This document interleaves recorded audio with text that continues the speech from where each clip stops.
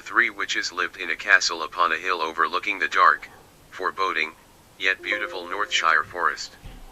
They would fly out of the castle at odd times, in order to snatch up a human who would then be fattened up for supper or to serve them as a slave. And that is how Johanna, Caitlin, and Bob all ended up in the castle. Johanna and were quickly put to work as slaves and were told by the other slaves never to speak unless spoken to, and to never ever speak to any of the other humans, down in the cells behind the kitchen, because they were the ones that were being fattened for the witches' dinner.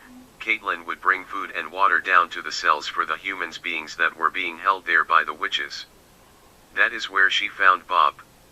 His hands were tired above his head and he was just dangling there. His feet a mere inches above the ground. "Why are you being punished?" Caitlin asked. "What did you do?" "Ah, the witches just like to play with their food," he said with a sarcastic grin. "Don't worry," she whispered in his ear, "they'll get here soon, just be patient." So she had to fill the soup spoon with water and then put the water jug down and then raise the soup spoon high above her head in order to be able to bring it up to his mouth so he could sip it. Looking at his scars, she thought he was so brave, and could not believe that the witches were going to have him for dinner. Not if she could help it, she thought to herself. But she said nothing to him about it, for she was on a mission, and nothing could get in the way of that. Not even true love.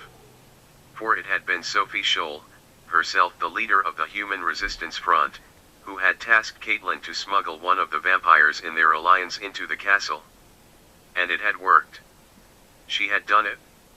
So in the dark of the castle's halls where no light reached, Caitlin repeated the incantation that she had been taught by a witch ally of the humans, to undo the merging spell, that had merged her with the vampire so she could smuggle it into the castle, past all of the spells protecting the Trinity from all of the vampires, monsters, and werewolves. And so her body began vibrating violently side to side until you could now see two women's faces where there had been just one, as Caitlin and the vampire began pulling apart and separating from each other, until they were again separate entities standing next to each other. Then the vampire turned to her. "My name is Julianne Coipk, and if one of my children of the night decides to make a meal out of you, you must say my name out loud. Do you understand?" "Yes," said Kate. "A trinity is only as strong as its weakest link," said the vampire Julianne Coipk to Caitlin. "Tell me which one of the three is the friendliest, most human." "Well, that's easy," said Caitlin, "the witch with the one smoky eye. She's definitely more human than the other two." "Thank you," said the vampire, and then crouched down into the darkness and transformed into some kind of creature that Caitlin could not see, but could hear, as it scurried away. Then Caitlin went back to giving food and water to the prisoners. The vampire Julianne Coipk was now within the walls of the castle, that had kept her and her kind out for so long because it was surrounded by spells and incantations that they could not breach. And so she wasn't going to let this golden opportunity slip. And she quickly set about transforming the slaves of the castle into vampires. Turning sometimes requires a 3-bite, 3-night process, unless the person is already sufficiently evil.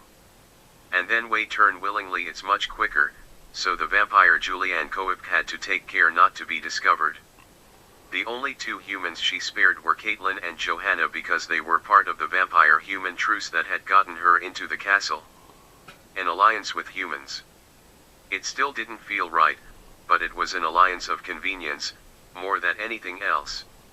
Outside of the castle, in the